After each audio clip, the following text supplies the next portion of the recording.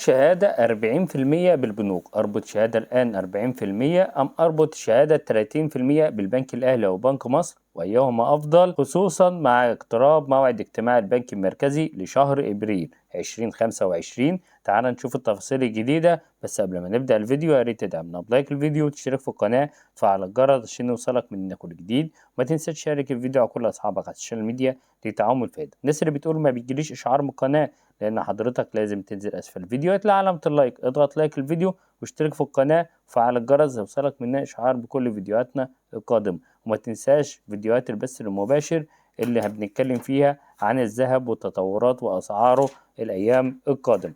تعالى بقى بينا نتعرف على الفيديو الجديد، خصوصا مع اقتراب موعد اجتماع البنك المركزي القادم واللي متوقع منه تخفيض اسعار الفائدة، لأن عام 2025 هو عام تخفيض أسعار الفائدة، واللي بدأوا البنك الفيدرالي الأمريكي بتخفيض أسعار الفائدة في اجتماعاته السابقة، وحاليا بدأ بتثبيت أسعار الفائدة. لكن الاجتماع القادم للبنك المركزي المصري له تفكير تاني، ومعظم أغلبية السوق حاليا يتوقع تخفيض أسعار الفائدة بمقدار من 1% إلى 3%. وأيضا التوقعات بتخفيض أسعار الفايدة على الشهادات الاستثنائية، خصوصا الشهادات المطروحة السنوية اللي هي 27% السنوية وال23.5% الشهرية.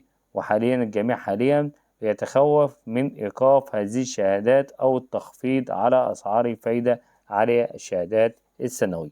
وأيضا ما ننساش شهادات 30% متناقصة العائد وال26%، لأن كل الشهادات دي هتتأثر مع تخفيض أسعار الفايدة.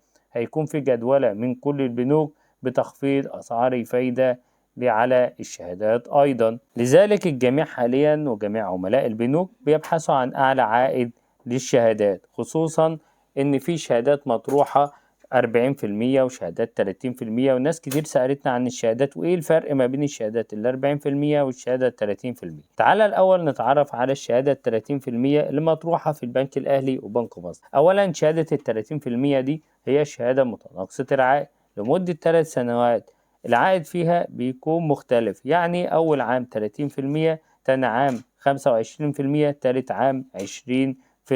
والشهادة دي احنا عملنا فيديو كامل مخصص للشهادة 30%، هسيبك الرابط أسفل الفيديو، كيفية استثمار مبلغ 100,000 جنيه في الشهادة 30% وهتحصل على فايدة كام. كمان معانا الشهادة بقى اللي هي بتتكلموا عليها شهادة 40%. الشهادة دي شهادة مطروحة في البنك العربي الأفريقي في جميع فروع على مستوى الجمهورية. العائد هنا بيصرف مقدما بالكامل عند ربط الشهادة.